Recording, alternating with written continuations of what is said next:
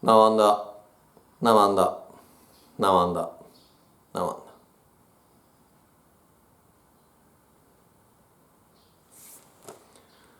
こんにちは。福祥寺住職本田です。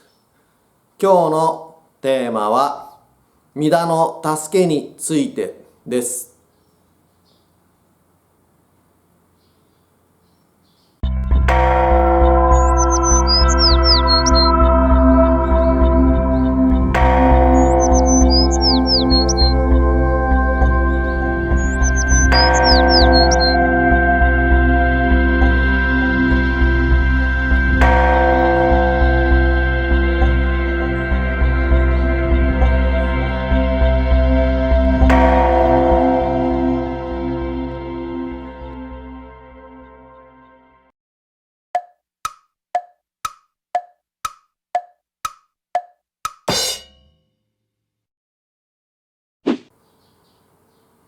今日のテーマは御田の助けについてです。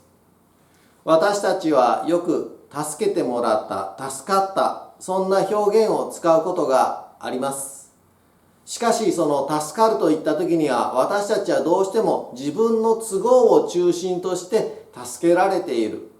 つまりうまくいったとか電車に乗り遅れずに済んだとか、そんな感じの使い方が多いんじゃないんでしょうか。しかしお念仏を中心として助かるという言葉を使うとき、それは自分の都合ではない考え方が必要になってくるのではないか、そのように思います。改めて真宗聖典を読みながら助かるということを考えてみたいと思います。では早速読んでみます。いつもの真宗聖典です。626ページですね。歎異抄 1-1 です。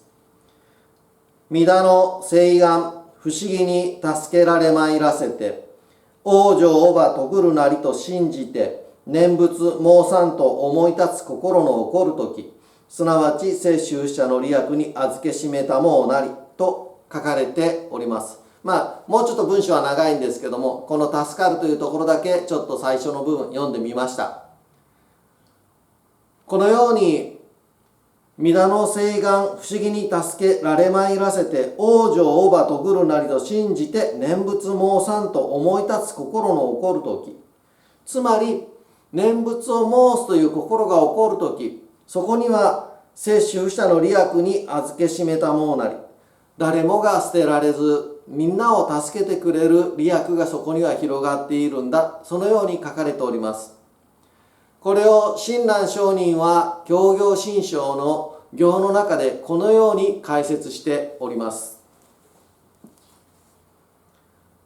しかれば南無の言は奇妙なり、奇の言は至るなり、つらつらっといろいろ書かれておりますが、最後に奇妙は本願召喚の直命なり、発願エコーというは如来すでに発願して主上の行を得せしたもう心なりと書かれております。つまり私たちが助かるといったときに、この文章の中では御田の発願エコーに触れた瞬間、そのように考えていいのではないかと思います。そして御田は摂取不捨、すべての人に対して働きかけが来ている、そうやって考えて間違いないと思います。だからこそ私たち一人一人が何かを大切にするときには、阿弥陀様に対して大切な行為を行うのではなく、一人一人が自分という行いをする中において、その御田と触れ合っていく、そのことが大切だと教えてくださっているんだと思います。阿弥陀様からは常に発願エコーです。願いが発せられています。それに対して私たちは南無阿弥陀仏という言葉を発することによって、唱えることによってそれを受け止めていく、それが大切だよと教えてくださっております。私たちが南無と言った時には、この教行信書の行間の中では、ナムというは奇妙というふうに書かれております。奇というものに対しては、より頼むなりと書かれております。つまり、私たちが奇妙と言った時には、頼んでいいんだよ、任せていいんだよというところに身を置くということ。それは何か都合を求めるものではなく、接種者である以上はそれぞれの状況を引き受けていく。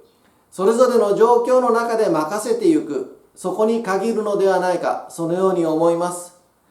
そして同時に何かを任せるといった時に、私たちができること、それは都合ではなくって存在に対して自分をどう引き受けるか、そこに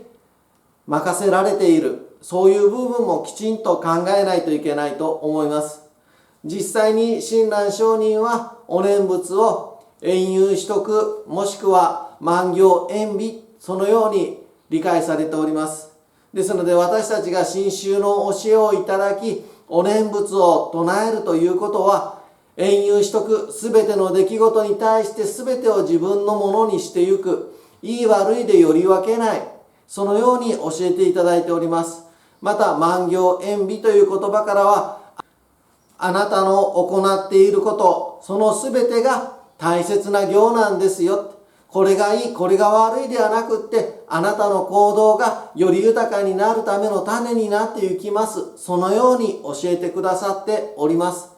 だから、これがいい、これが悪いとより分けるのではなく、状況に嘆くのではなく、その状況すべてを自分のものに引き受けていきましょう。そして、その中において、阿弥陀様から常に発願エコが届いている。言い方を変えれば気づこうね。より豊かになるきっかけにしようねという声が届いている。そのように捉えても間違いではないと思います。残念なことに私たちはついつい結果とかばかりが気になってしまって、苦しいことや辛いことはどうしても嫌です。でも実際にはいろいろな経験、その全てにおいて一つとして無駄ではない。失敗だってそれを生かせば大きな成功の糧にはできます。またうまくいかないことが過去になった時、それは笑い話になることもあるんじゃないんでしょうか。お出かけ先で車がパンクしたとか、電車が止まっちゃったとか、先日も子供が東京に行く時に新幹線が止まって大騒ぎだった。そして帰りの新幹線ではちょうど途中から大阪まで新幹線が走るという館内放送がかかった瞬間に、もうものすごい歓声が湧き上がった。そんな話をしておりました。私たちがいつどこでどんな経験をしようとも、それを思い出話にすることはできます。笑い話にすることもできます。だからこそ、その全てを良しとして引き受けていく。それこそが御霊の助けの世界に実がある生き方ではないのかな。そのように思います。一人一人が自分の都合を求めていけば、必ずどこかにその都合を他人にしわ寄せが送られていきます。そうではなく、自分の都合は自分の都合として、都合を持てる自分が今いる、その中でいろいろなわがままを言ってしまう、その姿を教えてくださる。それが発願エコーの世界に身を置く私たちの姿ではないか、そのように思います。だからこそ、ぜひ今という瞬間を精一杯自分らしく、そして気がついた時には、あ、そうだったと言ってお念仏を唱えて、全てを自分のものにしていく。そのような貪欲な生き方が何より求められている。それが南無阿弥陀仏の教えではないのかな、そのように思います。最後までお話を聞いていただきありがとうございます。このチャンネルでは、よく生きる未不寛義、強く生きる寛大寛義、自分らしく生きる寛義真珠をテーマにお話をしております。ぜひ高評価、チャンネル登録よろしくお願いいたします。今日はこれで終わります。